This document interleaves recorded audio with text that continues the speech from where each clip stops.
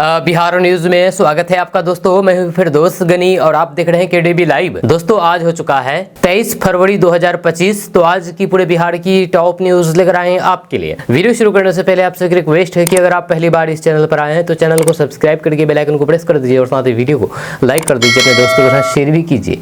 तो चलिए चलते हैं आज की खबरों की ओर। दोस्तों आज बिहार न्यूज की शुरुआत सबसे पहले करेंगे कि बिहार में इस साल अक्टूबर नवंबर में होने वाले विधानसभा चुनाव को लेकर के बिहार में सियासी हलचल तेज होने लगी है। इस बीच आरजेडी नेता तेजस्वी यादव ने इस विधानसभा चुनाव में बिहार में सरकार बनाने का दावा कर दिया है, जिस पर केंद्रीय मंत्री गिरिराज सिंह ने पलटवार किया है। जी हाँ, उन्होंने कहा है कि अपने मन पुआ पकाने से तेजस्वी यादव को कौन रोकेगा। अपने मन से सरकार बनाना हो तो फिर बना ले, सरकार बनाएगी जनता और फिर जनता को मालूम है कि बिहार में फिर से लालू राज नहीं आएगा, जनता सचेत है। वहीं पर आरजेडी नेता तेज प्रताप यादव ने पटना में मीडिया से बातचीत करने के दौरान एक सवाल का जवाब देते हुए कहा कि तेजस्वी यादव मुख्यमंत्री बनने जा रहे हैं और ललन सिंह को सपना पाल रखे हैं और ललन सिंह जो सपना पाल रखे हैं वह बहुत जल्दी फेल होने वाले हैं। दोस्तों बिहार भाजपा प्रदेश अध्यक्ष डॉक्टर दिलीप कुमार जायसवाल ने तेजस्वी यादव पर जमकर के निशाना साधा है।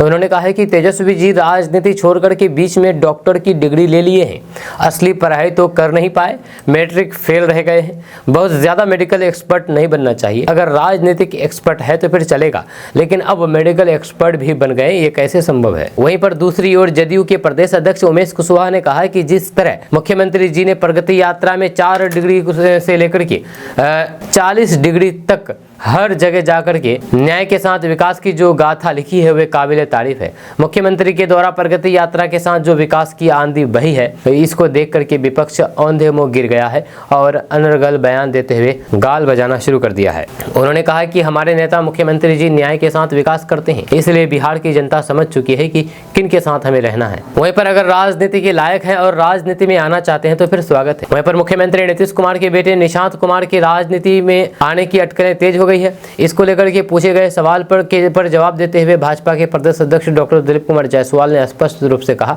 कि अगर वह राजनीति के लायक हैं और राजनीति में आना चाहते हैं तो फिर मैं भाजपा के प्रदेश अध्यक्ष के नाते उनका स्वागत करता हूं। वहीं पर परिवारवाद की राजनीति में जो परिभाषा है वह यह है कि चांदी का चम्मच मुंह में लेकर के 18 साल हुआ नहीं और राजा बनने की तैयारी करने लगे। मैंने कहा था कि एक अच्छे पिता हैं जो आज इतने वर्षों यानी कि 20 साल से बिहार की बागडोर को संभाल रहे हैं। इससे पहले केंद्र में भी मुख्यमंत्री के पद पर रहे हैं। हम लोग जब बचपन में थे तब वे सक्रिय राजनीति में ऊंचे पायदान पर थे, तो फिर उस महान पिता ने अभी तक अपने बच्चों को राजनीति में नहीं लाया है, ये बड़ी बात है। वहीं पर डॉक्टर दिलीप कुमार जायसवाल ने कहा है कि मैं बोलता हूं तो फिर लोग कहते हैं कि बहुत बोलता है। उन्होंने प्रतिपक्ष पर निशाना साधते हुए कहा है कि विपक्ष के बच्चे जवान भी नहीं हुए कि पहले ही कुर्सी बनाने लगे हैं। दोनों में फर्क समझना जरूरी है, इसलिए इतने लंबे राजनीतिक विचारधारा वाले पिता के बेटे को अब राजनीति में आना चाहिए। दोस्तों बिहार सरकार ने महिलाओं और फिर लड़कियों की शिक्षा को बढ़ावा देने और फिर उन्हें सशक्त बनाने के उद्देश्य से एक महत्वपूर्ण और ऐतिहासिक पहल की है। मुख्यमंत्री बालिका स्नातक प्रोत्साहन योजना के तहत अब हर स्नातक पास लड़की को 50-50 हज़ार रुपये की सहायता राशि दी जाएगी। ये योजना न केवल बिहार में महिलाओं की शिक्षा के स्तर को ऊंचा उठाने का प्रयास है, बल्कि ये बिहार की लड़कियों को आत्मनिर्भर बनाने और फिर समाज में उनकी भागीदारी को मजबूत करने के लिए एक निर्णायक कदम भी है। मुख्यमंत्री बालिका स्नातक प्रोत्साहन योजना का मुख्य उद्देश्य बिहार राज्य के स्नातक उत्तीर्ण यानी कि पास छात्राओं को प्रोत्साहित करना और उन्हें वित्तीय सहायता प्रदान करना है।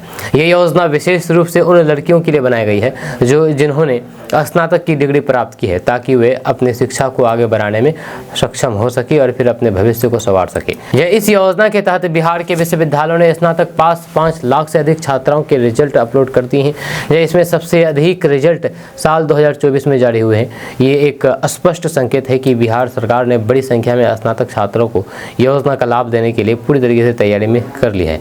इस रिजल्ट को विश्वविद्यालय द्वारा शिक्षा विभाग के पोर्टल पर अपलोड कर दिया गया है, ताकि सरकार के पास सही आंकड़े हों और फिर छात्रों के आवेदन को सही तरीके से सत्यापित किया जा सके। दोस्तों बिहार में आगामी नवंबर में विधानसभा चुनाव की उम्मीद की जा रही है, लेकिन इस बीच कयास भी लगाए जा रहे हैं कि बिहार में तय समय से पहले ही कभी भी चुनाव करवाए जा सकते हैं। इस बीच मुख्यमंत्री नीतीश कुमार के करीबी मंत्री का बड़ा बयान सामने आया है और उन्होंने बिहार में कभी चुनाव करवाए जाने को लेकर के बड़ा इशारा कर दिया है। मंत्री विजय चौधरी ने एनडीए के चुनाव में जाने की तैयारी को लेकर के बड़ा बयान देते हुए कहा कि एनडीए तैयार है और निर्वाचन आयोग जब चाहे चुनाव करवा ले। वहीं पर विजय चौधरी ने निशांत कुमार की राजनीति में आने को लेकर भी बड़ा बयान दिया है, जो काफ़ी कुछ संकेत करता है। सीएम नीतीश कुमार के बेटे निशांत की राजनीति में आने के सवाल पर मंत्री विजय चौधरी ने कहा है कि नीतीश कुमार ने ही इस पार्टी को खड़ा किया है, नीतीश कुमार ही जो करेंगे वही करेंगे। इसमें किसी दूसरे को दिमाग लगाने की ज़रूरत नहीं है और ना ही सलाह देने की ज़रूरत है। विजय चौधरी ने यह भी कहा है कि एनडीए के तमाम घटक दल कभी भी चुनाव के लिए तैयार हैं और ये चुनाव आयोग को देखना है कि कब चुनाव कराएं। दोस्तों मुख्यमंत्री नीतीश कुमार ने कहा कि 2005 के बाद हम लोगों ने बिहार के विकास के लिए जो कार्य किए हैं उन्हें याद रखिएगा। हमारा उद्देश्य हर प्रकार से बिहार की तरक्की हो। अब बिहार का कोई भी इलाका विकास से अछूता नहीं है। जब वे शुक्रवार को प्रगति यात्रा के क्रम में जिले में चल रही विकासात्मक योजनाओं की समीक्षा बैठक के दौरान समाहरणालय सभागार में बोल रहे थे, सीएम नीतीश कुमार ने कहा कि अटल जी ने उन्हें बिहार का मुख्यमंत्री बनाया। जब भाजपा के साथ शुरू से ही मिलकर के काम करते रहे हैं, हमेशा भाजपा के साथ ही रहेंगे और फिर बिहार तथा देश का विकास करेंगे। उन्होंने 2005 से पहले का समय भी याद दिलाया है। नीतीश कुमार ने कहा है कि शाम के समय लोग पहले 2005 से पहले घर से निकलने से डरते थे, हिंदू मुस्लिम में झगड़े होते थे, उसे हमने खत्म किया है। अस्पतालों में इलाज का इंतजाम करवाया है, शिक्षा की हालात सुधारी है, सड़कों का जाल बिछाया है। बिहार में अब भय का माहौल नहीं है, ये शांति और फिर भाईचारा का वातावरण है। शहर से लेकर के गाँव तक निर्बाध बिजली मिल रही है।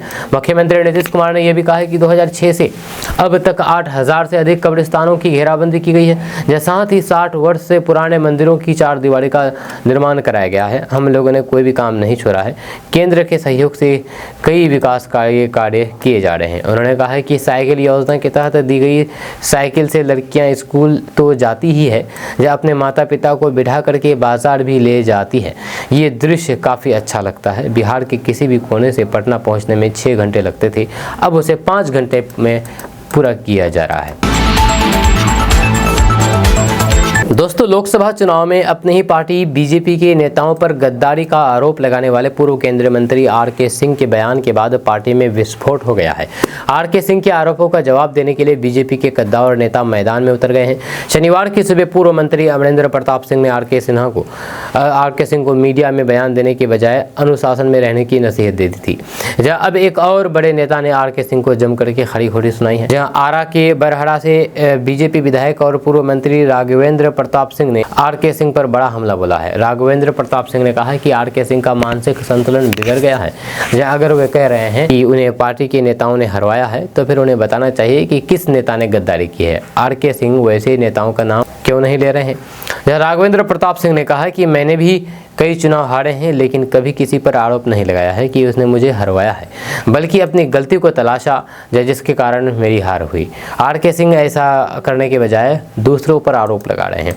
राघवेंद्र सिंह ने कहा कि हारने के बाद हर कैंडिडेट को आकलन करना चाहिए कि हार क्यों हुई है।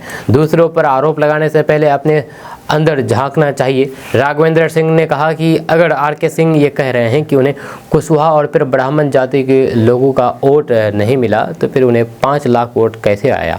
राघवेंद्र प्रताप सिंह ने कहा है कि आर.के. सिंह को ढकी छिपी बात करने के बजाय खुल करके सामने आना चाहिए। उन्हें नाम बताना चाहिए कि किसने पवन सिंह को पैसे देकर के चुनाव लड़वाया था। आर.के. सिंह को ज़्यादा व्याकुल नहीं होने चाहिए। राजनीति में ज़्यादा व्याकुल होने पर आदमी और फिर और नीचे फिसलता जा रहा है। दोस्तों अपनी प्रगति यात्रा के दौरान मुख्यमंत्री नीतीश कुमार ने बिहार के सभी जिलों का दौरा किया है, जहां सैकड़ों करोड़ों की योजनाओं का हर जिले में शिलान्यास और उद्घाटन किया। 23 दिसंबर 2024 से शुरू हुई सीएम नीतीश कुमार की प्रगति यात्रा 21 फरवरी 2025 को खत्म हो गई है। जहां इस दौरान उन्होंने बिहार के सभी 38 जिलों की 40 पंचायतों का दौरा किया। जहाँ सीएम नीतीश कुमार ने 20,500 49 करोड़ रुपए योजनाओं का उद्घाटन और शिलान्यास किया। 380 नई योजनाओं का ऐलान किया है। इसके लिए 50,000 करोड़ रुपए से ज़्यादा राशि को कैबिनेट से अप्रूव भी करा दिया गया है। अपनी प्रगति यात्रा के दौरान सीएम नीतीश कुमार ने लालू प्रसाद यादव के गृह जिले गोपालगंज को लेकर के सबसे कम 4 घोषणाएं की है, जहां सबसे छोटे जिले शिवहर, जमुई, अरवल और फिर शेखपुरा से भी कम गोपालगंज को दिया है। दूसरी तरफ पटना और फिर अपने गृह जिले नालंदा के लिए 30 और 18 नई योजनाओं का ऐलान किया है। प्रगति यात्रा के दौरान गोपालगंज जिले में सिर्फ 140 करोड़ रुपए की योजनाओं का शिलान्यास और उद्घाटन किया। सिवान का हाल भी कुछ ऐसा ही रहा।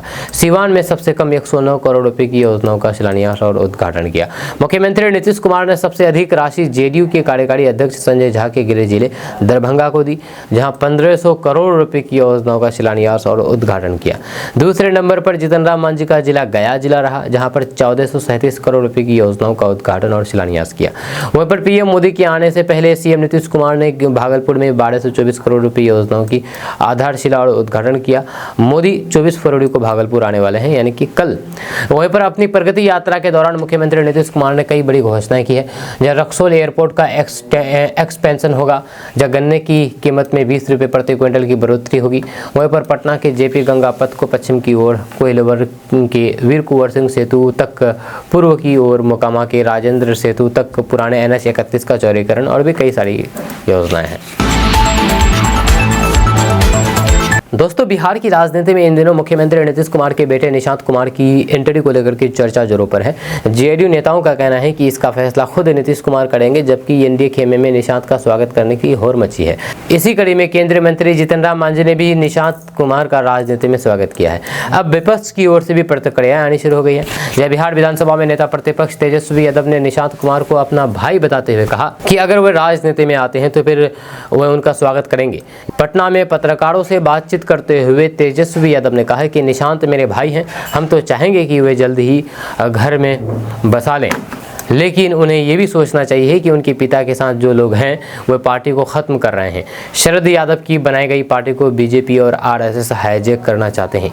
गौरतलब है कि हाल के दिनों में तेजस्वी यादव लगातार सीएम नीतीश कुमार के स्वास्थ्य को लेकर के निशाना साधते रहे हैं और उन्हें टायर्ड और रिटायर्ड बताते आए हैं। जहाँ वहीं पर शुक्रवार को निशांत कुमार ने मीडिया से बातचीत करने के दौरान बातचीत करके अपने पिता को पूरी तरह से स्वास्थ्य बताया था। वहीं पर पटना एयरपोर्ट पर पत्रकारों से बातचीत करते हुए निशांत कुमार ने बिहार की जनता से अपील की है कि वे एक बार फिर से नीतीश कुमार को मुख्यमंत्री बनाएं। उन्होंने कहा है कि मेरे पिता ने पिछले 19 वर्षों में बिहार का विकास किया है, इसलिए जनता उन्हें फिर से जिताएं और फिर सेवा का मौका दें। विपक्ष द्वारा नीतीश कुमार की सेहत पर उठाए जा रहे सवालों का जवाब देते हुए निशांत कुमार ने कहा है कि उनके पिता पूरी तरीके से स्वस्थ हैं और बिहार की जनता को उनके नेतृत्व में भरोसा रखना चाहिए। हालांकि जब निशांत से उनके खुद की राजनीति में आने को लेकर के सवाल किया गया तो उन्होंने कोई भी स्पष्ट जवाब नहीं दिया। वहीं पर इधर तेजस्वी यादव ने प्रधानमंत्री नरेंद्र मोदी के कल 24 फरवरी को प्रस्तावित बिहार दौरे पर भी टिप्पणी करते हुए कहा कि दिल्ली चुनाव खत्म होते ही नेता बिहार में कूद पड़ेंगे, या इन्हें बिहार से कोई भी मतलब नहीं है, या इन्हें बस सत्ता में बने रहना है। पीएम मोदी बिहार को कोई भी नई फैक्ट्री देने नहीं आ रहे हैं, ना ही बेरोजगारी खत्म करने के का कोई प्लान है। वह सिर्फ और सिर्फ अपने स्वार्थ के लिए ही बिहार आ रहे हैं, यह कहना है तेजस्वी यादव का। दोस्तों, बिहार के मुख्यमंत्री नीतीश कुमार के मुरीद बिहार बीजेपी प्रदेश अध्यक्ष डॉक्टर दिलीप कुमार जायसवाल भी हो गए हैं। एनडीए की प्रेस कॉन्फ्रेंस को संबोधित करते हुए उन्होंने ये कहा कि मुझे व्यक्तिगत तौर पर लगता है कि सीएम नीतीश कुमार के पास दैविक शक्ति आ गई है, कुछ तो है, अचानक उनके पास सुपर नेचुरल पावर आ गई है।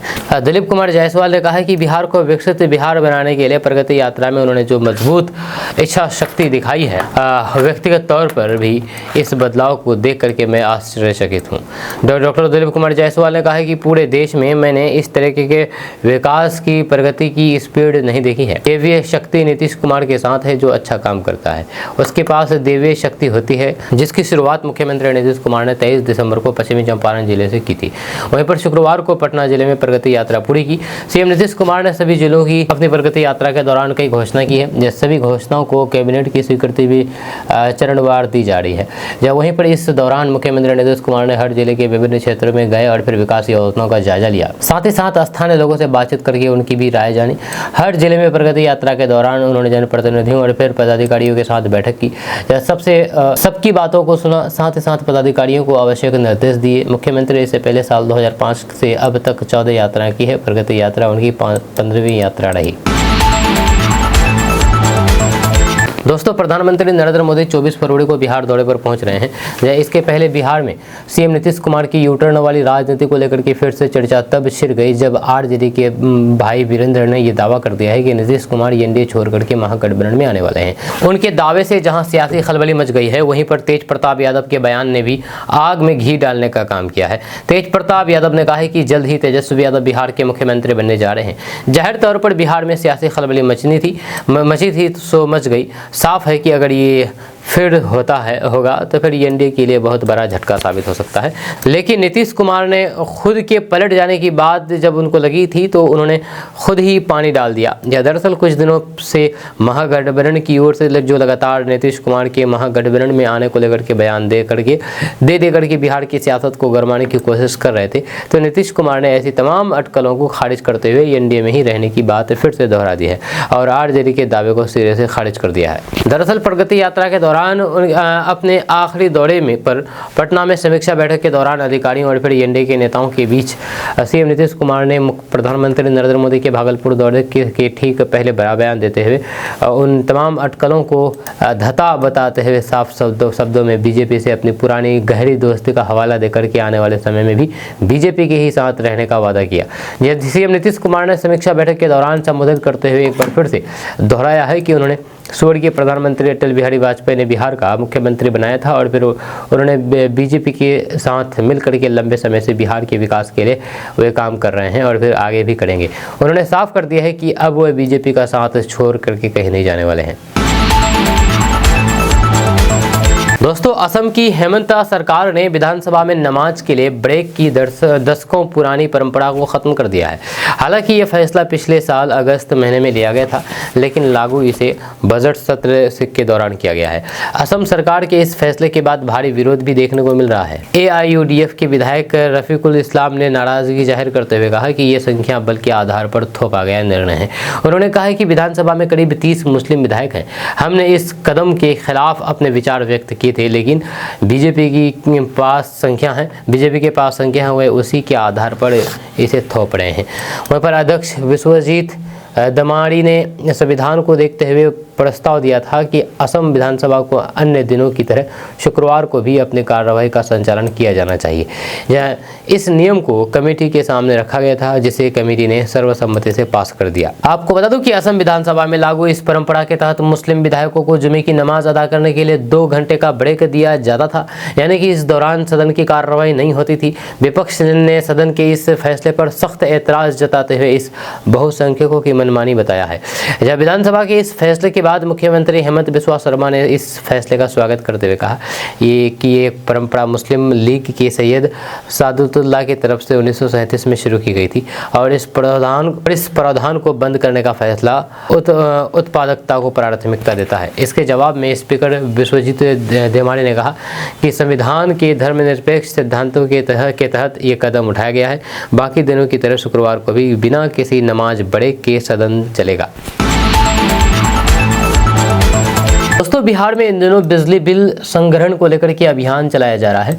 विद्युत आपूर्ति प्रमंडल भभुआ के शहरी एवं ग्रामीण क्षेत्र में बिजली बिल का भुगतान नहीं करने वाले उपभोक्ताओं के विरुद्ध बिजली विभाग ने अब सख्ती शुरू कर दी है। भभुआ में भी विभाग बिजली कनेक्शन काटने के लिए विशेष अभियान चला रहा है। जब बिजली विभाग के इस अभियान से बकायेदार उपभोक्ताओं में हरकंप मच गया है। इस संबंध में कार्यपालक अभियंता शशिकांत कुमार ने कहा कि विभाग ने यह कदम राजस्व लक्ष्य को पूरा करने के उद्देश्य से उठाया गया है ताकि वित्तीय समाप्ति से पहले अधिकतम बकाया राशि की वसूली की जा सके। वहीं पर बिजली विभाग के कर्मी और फिर अधिकारी लगातार उन उपभोक्ताओं के यहां पर जा रहे हैं जिन्होंने अपने बिजली बिल का भुगतान नहीं किया है। जब विभाग के कर्मचारी उपभोक्ताओं को उनकी बकाया राशि का भुगतान करने के लिए प्रेरित कर रहे हैं। यदि उपभोक्ता के द्वारा अपना बिजली बिल जमा नहीं किया जाता है तो फिर उनके विद्युत कनेक्शन को अस्थायी रूप से काट दिया जा रहा है। जहाँ वैसे उपभोक्ताओं के लिए आसान किस्तों में विपत्र भुगतान की सुविधा उपलब्ध कराई गई है जो एक मुश्त राशि जमा करने में असमर्थ हैं। दोस्तों बिहार में मौसम का मिजाज लगातार बदल रहा है। भारतीय मौसम विभाग ने बिहार के कई जिलों में भारी बारिश का अलर्ट जारी कर दिया है। मौसम विभाग के अनुसार अगले 48 घंटे के दौरान कई इलाकों में तेज बारिश के साथ आंधी तूफान भी आ सकता है। आपको बता दें कि पटना, गया, भागलपुर, पूर्णिया, मुजफ्फरपुर, दरभंगा, समस्तीपुर, मधुबनी, सिवान, सहरसा, कटिहार, अररिया समेत कई जिलों में झमाझम बारिश हो सकती है। वहीं पर कुछ जगहों पर बिजली गिरने और फिर तेज हवाएं चलने की भी संभावना है। वहीं पर उत्तर बिहार और फिर कोसी क्षेत्र में भी भारी बारिश होने की चेतावनी जारी की गई है। वहीं पर अब मौसम विभाग क्या कहता है इसके बारे में अगर बात की जाए तो मौसम विभाग के मुताबिक मानसून ट्रफ लाइन बिहार के ऊपर बनी हुई है, जिससे बारिश हो रही है। वहीं पर बंगाल की खाड़ी से आ रही नमी की भी मूसलाधार बारिश का कारण बन रही है। वहीं पर अगले 2 दिनों तक तापमान में गिरावट रहेगी, जिससे लोगों को गर्मी से राहत मिलेगी। वहीं पर बिजली गिरने की आशंका को देखते हुए खुले मैदान में जाने से बचना होगा। किसानों को सलाह दी गई है कि खेतों में ज़्यादा समय ना बिताएं। वहीं पर भारी बारिश से निचले इलाकों में जल भराव हो सकता है, ऐसे में लोग सतर्क रहें। दोस्तों हिंदू धर्म का प्रमुख त्यौहार होली, जिसमें लोग एक दूसरे को रंग लगा करके खुशियां मनाते हैं। इस साल होली का पर्व 14 मार्च को मनाया जाएगा, लेकिन इसे खास बनाने वाली एक और खगोलीय घटना घटने जा रही है, वो है चंद्रग्रहण। जहाँ चंद्रग्रहण का संयोग इस दिन और भी महत्वपूर्ण बना देता है। आपको बता दूं कि 14 मार्च को ही चंद्रग्रहण लगने वाला है, जो कि 10:40 से दोपहर 2:18 तक चलेगा। जी हाँ, जिसकी अवधि लगभग 4 घंटे होगी, यानी कि 14 मार्च को 4 घंटे चंद्रग्रहण लगा रहेगा। ये ग्रहण अफ्रीका, एशिया, यूरोप, ऑस्ट्रेलिया, उत्तरी और फिर दक्षिणी अमेरिका, अटलांटिक, आर्कटिक और अंटार्कटिका में देखा जा सकेगा। हालांकि भारत में ये ग्रहण मान्य नहीं होगा, यानी कि भारत में चंद्र ग्रहण नहीं लगेगा, भारत में नहीं दिखाई देगा। दोस्तों कांग्रेस बिहार विधानसभा चुनाव में इस बार पूरे दमखम के साथ उतरने का मन बना रही है। हालांकि केंद्रीय नेतृत्व के फैसले का इंतजार राज्य इकाई को है। इसी कड़ी में कांग्रेस ने इस बार विधानसभा चुनाव में कन्हैया कुमार को उतारने का मन बना रही है। लेकिन मुश्किल यह है कि महागठबंधन में रहते हुए राजद प्रमुख लालू प्रसाद यादव और तेजस्वी यादव की मर्जी के खिलाफ ये कदम उठाया नहीं जा सकता है। दरअसल लालू परिवार शुरू से ही कन्हैया कुमार को स्वीकार नहीं कर पा रहे हैं। यही कारण है कि भाकपा ने 2019 में जब कन्हैया कुमार को बेगूसराय लोकसभा सीट से उतारा था, तो फिर राजद ने उसके खिलाफ उम्मीदवार उतार दिया था। परिणाम यह हुआ कि कन्हैया कुमार को गिरिराज सिंह के हाथों पराजय यानी कि हार का मुंह देखना पड़ा था। दरअसल राजद प्रमुख लालू प्रसाद यादव ये कतई नहीं चाहते हैं कि तेजस्वी यादव के सामने कन्हैया कुमार जैसे कोई भी युवा सियासी मैदान में उतरे, क्योंकि राजद को लगता है कि तेजस्वी यादव का कद कन्हैया कुमार के बिहार में सक्रिय होने से छोटा हो सकता है, इसलिए वह कन्हैया के समर्थन में बहुत कम दिखाई देता है। लेकिन सियासी गलियारों में चर्चा होने लगी है कि कन्हैया कुमार को बिहार विधानसभा चुनाव लड़ने के लिए कांग्रेस ने रणनीति तैयार कर चुकी है। माना जा रहा है कि अगर कन्हैया कुमार बिहार विधानसभा चुनाव लड़ते हैं तो फिर कांग्रेस को बिहार में एक युवा नेता मिलेगा। विधानसभा में कांग्रेस का बहुत बेबाकी से आवाज उठाएगा। वहीं पर आपको बता दें कि पार्टी बिहार में जो धीरे धीरे रसातल में चली गई है, उसे उठाने में मदद मिलेगी। इन सब राजनीति के पीछे राहुल गांधी का हाथ बताया जा रहा है। आपको बता दूं कि कन्हैया कुमार साल 2019 में बेगूसराय लोकसभा चुनाव में मात खाने के बाद भाकपा का दामन छोड़ करके कांग्रेस का हाथ थाम लिया। तब चर्चा होने लगी कि बिहार में कांग्रेस को युवा चेहरा मिल गया है, लेकिन बिहार कांग्रेस के नेता कन्हैया कुमार को जगह नहीं दिला पाए हैं। इसका परिणाम यह हुआ कि 2024 के लोकसभा चुनाव में कन्हैया कुमार को कांग्रेस ने नॉर्थ दिल्ली से लोकसभा चुनाव लड़वाया। हालांकि कन्हैया कुमार को भाजपा के मनोज तिवारी के हाथों हार का सामना करना पड़ा। लेकिन अब कांग्रेस पार्टी मन बना चुकी है कि कन्हैया कुमार को बिहार विधानसभा चुनाव में उतारा जाए। अगर ऐसा होता है तो फिर राजद की नाराजगी कांग्रेस को झेलनी पड़ सकती है। कारण है कि लालू प्रसाद यादव कभी नहीं चाहेंगे कि तेजस्वी के आगे कोई और तेज तर्रार युवा नेता बिहार की सियासत में उनका काट बने। दोस्तों कांग्रेस के बिहार प्रदेश प्रभारी कृष्ण अल्लारू 24 फरवरी को फिर से 4 दिवसीय दौरे पर पटना आ रहे हैं। बिहार के प्रभारी बनने के बाद यह उनका दूसरा दौरा है। इससे पहले वे 20 फरवरी को ही पटना आए थे, जहां बिहार कांग्रेस प्रभारी के 1 सप्ताह के अंदर दूसरे दौरे के साथ इस बात की चर्चा तेज हो गई है कि क्या बिहार में कांग्रेस पार्टी रिवाइवल का प्रयास कर रही है। राजनीतिक पंडित इसके पीछे के कई कारण भी दिख रहे हैं। दोस्तों बिहार में 2 महत्वपूर्ण सरकारी नौकरियों के फॉर्म निकले हैं जो नौकरी की तलाश कर रहे उम्मीदवारों के लिए एक सुनहरा मौका है। ये दोनों भर्ती विभिन्न क्षेत्रों में है और इन पदों के लिए आवेदन की प्रक्रिया शुरू हो चुकी है। आपको बता दें कि पटना उच्च न्यायालय यानी कि पटना हाईकोर्ट की नियमित मजदूर भर्ती और फिर बिहार तकनीकी सेवा आयोग यानी कि BTSC की किट संग्रहकर्ता भर्ती दोनों ही नौकरी पाने की दिशा में एक महत्वपूर्ण कदम हो सकती है। उम्मीदवारों को सलाह दी जाती है कि वे समय पर आवेदन करें और फिर अपनी पात्रता के अनुसार आवश्यक दस्तावेजों के साथ आवेदन प्रक्रिया को पूरा करें। जब पटना उच्च न्यायालय की नियमित मजदूर भर्ती के बारे में अगर बात किया जाए तो पटना उच्च न्यायालय मजदूर भर्ती ने ग्रुप C के तहत 171 पदों के लिए नियमित मजदूर की भर्ती की घोषणा की है। ये भर्ती उन उम्मीदवारों के लिए एक बेहतरीन अवसर है, मौका है जो कि सरकारी नौकरी की तलाश में है और उनके पास 8वीं 10वीं या फिर 12वीं कक्षा का सर्टिफिकेट है। वहीं पर पदों की संख्या 171 है और ये 18 मार्च 2025 तक आवेदन कर सकते हैं। वहीं पर BTSC यानी कि बिहार तकनीकी सेवा आयोग के बारे में अगर बात किया जाए तो बिहार तकनीकी सेवा आयोग यानी कि BTSC स्वास्थ्य विभाग में किट संग्रहकर्ता के पदों के लिए अधिसूचना जारी की है। ये भर्ती उन सभी उम्मीदवारों के लिए एक सुनहरा अवसर है जो कि स्वास्थ्य क्षेत्र में अपना करियर बनाना चाहते हैं। आवश्यक योग्यता के बारे में अगर बात किया जाए तो उम्मीदवारों को स्नातक पास होनी चाहिए। इसके अलावा संबंधित कार्यों के लिए एक अन्य आवश्यकताएं भी हो सकती है। इसमें 53 पद है जो कि और 5 मार्च 2025 तक आप आवेदन कर सकते हैं। दोस्तों बिहार के सरकारी स्कूलों की व्यवस्था ठीक करने के लिए आधुनिक टेक्नोलॉजी का सहारा ले रहे शिक्षा विभाग के अपर मुख्य सचिव डॉक्टर एस सिद्धार्थ के जाल में कई हेडमास्टर और शिक्षक फंस रहे हैं। शिक्षा विभाग के पटना मुख्यालय से जिलों में बैठे अधिकारियों को उनके इलाकों के स्कूलों में गड़बड़ी की जानकारी दी जा रही है। जानकारी देने के साथ साथ संबंधित हेडमास्टर या फिर शिक्षक के खिलाफ कार्रवाई का निर्देश भी दिया जा रहा है। आपको बता दें कि सुपौल में DPO स्थापना ने 2 हेडमास्टरों को निलंबित करने का आदेश जारी किया है। ये पत्र शिक्षा विभाग के अपर मुख्य सचिव एस सिद्धार्थ के निर्देश पर जारी किया गया है। जिन 2 हेडमास्टर को सस्पेंड किया गया है उनमें एक DDO के रूप में भी कार्यरत थे। उन्हें अवैध राशि वसूलने के आरोप में निलंबित किया गया है। तो फिर एक दूसरे हेडमास्टर को स्कूल की बदहाल व्यवस्था को लेकर के निलंबित किया गया है। जिला शिक्षा कार्यालय के सूत्रों के मुताबिक सुपौल के त्रिवेणीगंज के DDO सह मुख्य विद्यालय बनगामा के हेडमास्टर धनेश्वर सरदार के खिलाफ अपर मुख्य सचिव डॉक्टर एस सिद्धार्थ से शिकायत मिली थी। अब उन पर अवैध उगाही की शिकायत की गई थी। इसमें कहा गया था कि DDO सह हेडमास्टर धनेश्वर सरदार शिक्षकों से संपत्ति ब्यौरा के लिए 500 रुपये की वसूली कर रहे हैं, जिसके बाद अब इन पर गाज गिरी है। दोस्तों बिहार के उप मुख्यमंत्री विजय कुमार सिन्हा ने बताया है कि केंद्र सरकार से बिहार के लिए नए एक्सप्रेसवे, हाई स्पीड कॉरिडोर और फिर पुलों के निर्माण की मंजूरी मिली है। औद्योगिक और फिर आर्थिक विकास को भी बढ़ावा मिला है। जी हाँ, विजय कुमार सिन्हा ने बताया है कि बिहार में सड़क और फिर राजमार्ग विकास की इन परियोजनाओं से न केवल राज्य में कनेक्टिविटी में सुधार होगा बल्कि औद्योगिक और फिर आर्थिक विकास को भी बढ़ावा मिलेगा।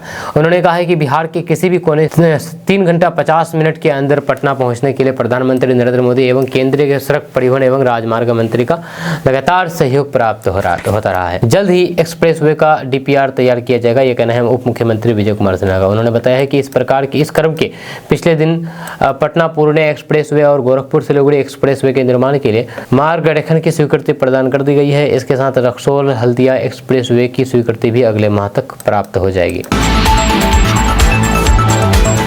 दोस्तों बिहार में स्वास्थ्य से जुड़ी हुई कई ऐसी योजनाएं हैं जो मरीजों को इलाज में काफ़ी राहत देती है।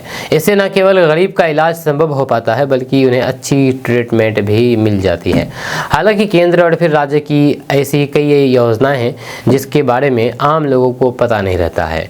अभी हम एक ऐसी ही स्कीम के बारे में, योजना के बारे में बताएंगे जो कि 0 से 18 साल तक के बच्चों को मुफ्त में हृदय से संबंधित रोग यानी कि दिल की बीमारी से जुड़ी हुई इसके इलाज में मददगार साबित हो सकता है। ये स्कीम मुख्यमंत्री बाल हृदय योजना है जिसके तहत 18 साल से कम उम्र के सभी हृदय रोगियों का इलाज पूरी तरीके से मुफ्त किया जाता है। कई बार क्या होता है कि बचपन में बच्चों को किसी कारणवश इतनी गंभीर बीमारी हो जाती है जिसका इलाज गरीब परिवार के लिए असंभव सा होता है। इसी परिस्थिति से उभारने के लिए ये योजना सरकार के द्वारा चलाई जा रही है। इस योजना के बारे में विस्तृत तौर पर Jehanabad civil surgeon doctor Devendra Prasad ने एक न्यूज़ चैनल को बताया है कि यदि बच्चा इस बीमारी से ग्रसित हो जाता है तो फिर इसकी सूचना हमें जब प्राप्त होती है तो फिर उस विशेष परिस्थिति में मरीज को बेहतर इलाज के लिए अहमदाबाद भेजा जाता है। इस दौरान जो कुछ खर्च होता है उसका वहन सरकार करती है। इसमें हवाई यात्रा, रहने, खाने और फिर इलाज का पूरा खर्च राज्य सरकार के द्वारा ही किया जाता है। इस योजना के तहत अब तक बिहार से सैकड़ों हजारों की संख्या में बच्चे का इलाज किया जा चुका है सफलतापूर्वक। दोस्तों, नेता प्रतिपक्ष और राघोपुर के विधायक तेजस्वी यादव शनिवार को अपने विधानसभा क्षेत्र में एक निजी कार्यक्रम में शामिल होने के लिए पहुंचे थे। लौटते समय रास्ते में फूलों की खेती देख करके उन्होंने अपनी गाड़ी रुकवाई और फिर खेत में उतर गए। जब किसानों को अपने बीच पाकर के वे चकित रह गए। तेजस्वी यादव ने फूलों की वैरायटी, खेती और फिर बाजार में बिक्री को लेकर के किसानों से बातचीत की। किसानों ने तेजस्वी यादव को बताया है कि फूलों की खेती से उन्हें अच्छा मुनाफा होता है, लेकिन नील गाय और फिर अन्य जंगली जानवर उनकी फसलों को भारी नुकसान पहुंचाते हैं। इस पर तेजस्वी यादव ने चिंता जताते हुए कहा कि इस समस्या का अस्थायी समाधान निकालना जरूरी है। उन्होंने किसानों को आश्वस्त किया है कि उनकी समस्याओं को उचित मंच पर उठाया जाएगा। जब तेजस्वी यादव ने मंदिर में चढ़ाने के लिए किसानों से खुद फूल खरीदे और फिर अपने दामन में भर करके पटना लौट गए। इस सादगी भरे अंदाज में वहां पर मौजूद किसानों और फिर ग्रामीणों से को प्रभावित किया। तेजस्वी यादव का किसानों से फूल खरीदते हुए वीडियो भी वायरल हो गया है। तेजस्वी यादव का किसानों से मिलना और फिर उनकी समस्याओं को सुनना कोई नई बात नहीं है। कुछ दिन पहले ही दिगवारा में उन्होंने फूल गोभी की खेती देखी थी और फिर वहां एक किसान की बेटी को लैपटॉप गिफ्ट किया था। इस पूरे घटनाक्रम का वीडियो भी सोशल मीडिया पर तेजी से वायरल हुआ है। यह लोग तेजस्वी यादव की सादगी और फिर किसानों से सीधे संवाद करने की शैली की सराहना कर रहे हैं। किसानों से जुड़ाव और फिर उनकी समस्याओं को समझने का उनका ये तरीका राजनीतिक गलियारों में भी चर्चा का विषय बना हुआ है। दोस्तों, महाकुंभ को लेकर के यूपी प्रयागराज में इन दिनों संगम में डुबकी लगाने वालों की भीड़ उमड़ रही है, जहां आम और खास सभी स्नान के लिए पहुंच रहे हैं। इस बीच भोजपुरी सुपरस्टार पवन सिंह की पत्नी ज्योति सिंह भी महाकुंभ संगम घाट पहुंची, जहां उन्होंने अपने पति की फोटो के साथ संगम में स्नान किया। ज्योति सिंह ने मेले में पहुंचने का वीडियो सोशल मीडिया पर शेयर किया है, जिसे लेकर के उनके चाहने वालों ने मजेदार कमेंट किए हैं।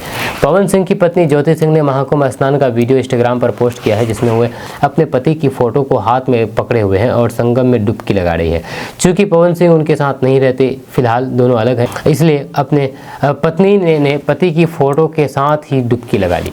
जब पति को लेकर के उनकी इस श्रद्धा की लोगों ने तारीफ भी की है। यूजर ने कामना की है कि अगले कुंभ स्नान ये दोनों साथ में करें। ज्योति सिंह के पोस्ट पर एक यूजर ने लिखा है कि इस प्यार को क्या नाम दूं। जब वहीं पर एक और यूजर ने कमेंट करते हुए लिखा है कि पवन भैया अब तो मान जाएंगे। एक यूजर ने तो काफी बेहतरीन कामना की है और लिखा है कि हे गंगा मैया, इनके पति अगली बार इनके साथ स्नान करें, ऐसी कृपा करें। ज्योति सिंह के इस पोस्ट को हजारों लोगों ने लाइक किया है। दोस्तों, बिहार के नालंदा जिला से एक ऐसी घटना सामने आई है जिसको लेकर के अब सोशल मीडिया के गलियारों में चर्चा का विषय बना हुआ है। दरअसल बिहार के नालंदा जिले में गुलशन नाम का एक युवक मंच पर चढ़ गया और सार्वजनिक रूप से यानी कि सभी के सामने एक ऑर्केस्ट्रा डांसर की मांग में सिंदूर लगा दिया। यहाँ तक कि उन्होंने खुलेआम नरकती को अपनी पत्नी के रूप में स्वीकार कर लिया। ये वीडियो कुछ देर के में सोशल मीडिया पर वायरल हो गया, लेकिन अब इस मामले में नया मोड़ आ गया है। डांसर ने अब एक और वीडियो शेयर किया है जिसमें उन्होंने कहा कि उन्होंने मुझसे पहली शादी की थी, अब मुझे नहीं मालूम है कि वे कहाँ है, वे मेरा फ़ोन भी नहीं उठाता। अब ना तो मेरा परिवार और ना ही उनका परिवार मुझे रखने को तैयार है। मुझे समझ नहीं आ रहा है कि मुझे कहां तक जाना है। डांसर पारो आरती का एक और वीडियो सामने आया है। इस वीडियो में पारो यूट्यूबर मनीष कश्यप पर गुस्सा करती हुई नजर आ रही है। पारो ने कहा है कि मनीष कश्यप ने मेरे बारे में झूठी अफवाह फैलाई है कि मैं बांग्लादेशी हूँ, जब बांग्लादेश से हूँ। पारो वीडियो में कह रही है कि मनीष कश्यप ने कभी मेरा इंटरव्यू नहीं किया है, ना ही वे मुझसे मिले हैं। अभी भी मेरे बारे में झूठी अफवाहें फैलाई जा रही है। जब पारो ने मनीष कश्यप को चेतावनी देते हुए कहा है कि मनीष जी, हम बिहार के रहने वाले हैं, क्या ये ठीक है? मैं एक बार जेल जा चुका हूँ, फिर भी संतुष्टि नहीं हूँ। तुम एक बार जेल जा चुके हो, फिर भी संतुष्टि नहीं हो। अगर हम मना करेंगे तो फिर तुम दोबारा जेल जाओगे और इस बार भी तुम आज़ाद नहीं हो पाओगे। दोस्तों, जनसुराज के सूत्रधार प्रशांत किशोर ने बिहार के मुख्यमंत्री नीतीश कुमार की मानसिक स्थिति पर गंभीर चिंता जताई है। जब प्रशांत किशोर का कहना है कि नीतीश कुमार मानसिक और फिर शारीरिक रूप से थके हुए हैं, जिससे उनके निर्णय लेने और फिर प्रभावी ढंग से शासन करने की क्षमता पर सवाल उठाया है। जहां प्रशांत किशोर ने कहा है कि नीतीश कुमार की मानसिक स्थिति बिहार के नेता के रूप में बने रहने के लिए उपयुक्त नहीं है। अपनी आलोचना में प्रशांत किशोर ने नीतीश कुमार को चुनौती दी है कि वे बिना किसी दस्तावेज को देखे अपने कैबिनेट मंत्रियों और फिर उनके विभागों के नाम तक तक याद नहीं रख सके। जब प्रशांत किशोर ने वादा किया है कि अगर नीतीश कुमार ऐसा कर दे तो फिर वे अपना पूरा आंदोलन वापस लेंगे और फिर से उनका समर्थन करेंगे। इसके अलावा प्रशांत किशोर ने बिहार में कानून व्यवस्था की स्थिति पर टिप्पणी की और अपराधियों और फिर सत्ता में बैठे लोगों के बीच अस्पष्ट संबंधों की ओर ध्यान आकर्षित किया है। वहीं पर बिहार में रेत माफिया, शराब माफिया और फिर नौकरशाही के वर्चस्व की ओर इशारा करते हुए सवाल किया है कि ऐसी परिस्थितियों में सुचारू कानून व्यवस्था की उम्मीद कैसे की जा सकती है। प्रशांत किशोर की टिप्पणियों ने बिहार में नेतृत्व और फिर शासन पर बहस छेड़ दी है, जिसमें मुख्यमंत्री की मानसिक फिटनेस से लेकर के बिहार की कानून व्यवस्था की स्थिति तक मुद्दे उजागर हुए हैं। नीतीश कुमार को बिना किसी सहायता के अपने मंत्रिमंडल के सदस्यों के नाम बताने की उनकी चुनौती ने विशेष रूप से लोगों का ध्यान खींचा है, जिससे सीएम नीतीश कुमार की मानसिक तीक्ष्णता और फिर नेतृत्व क्षमताओं के बारे में उनके संदेह को रेखांकित किया गया है। बिहार की राजनीति में एक नया मोड़ आ गया है। मुख्यमंत्री नीतीश कुमार के बेटे निशांत कुमार की राजनीति में आने को लेकर के कयासों का दौर लगातार जारी है, लेकिन अभी तक इस पर कोई भी स्पष्टता नहीं है। इस बीच जेडीयू समर्थकों ने पार्टी कार्यालय के बाहर पोस्टर लगाकर के अपनी मंशा जाहिर कर दी है। जेडीयू दफ्तर के बाहर चस्पा किए गए पोस्टर में बड़े बड़े अक्षरों में लिखा गया है कि बिहार करे पुकार, आइए निशांत कुमार। ये स्लोगन सीधे तौर पर संकेत देता है कि पार्टी कार्यकर्ता और फिर समर्थक चाहते हैं कि निशांत राजनीति में कदम रखें। हालांकि इस पर ना तो खुद निशांत कुमार ने कुछ कहा है और ना ही मुख्यमंत्री नीतीश कुमार ने कोई प्रतिक्रिया दी है। जेडीयू के कई कार्यकर्ताओं का मानना है कि निशांत कुमार में नेतृत्व की क्षमता है और फिर वे अपने पिता की विरासत को आगे बढ़ा सकते हैं। जब पार्टी के कुछ वरिष्ठ नेताओं का भी मानना है कि अगर निशांत राजनीति में आते हैं तो फिर इससे जेडीयू को मजबूती मिलेगी। इस पूरे मामले में सबसे दिलचस्प पहलू यह है कि अभी तक ना तो मुख्यमंत्री नीतीश कुमार ने इस पर कोई प्रतिक्रिया दी है और न ही उनके बेटे निशांत कुमार ने अपनी राजनीति में आने की मंशा जाहिर की है। हालांकि जेडीयू दफ्तर के बाहर लगे पोस्टरों से साफ है कि समर्थक निशांत को राजनीति में देखने के लिए उत्साहित हैं।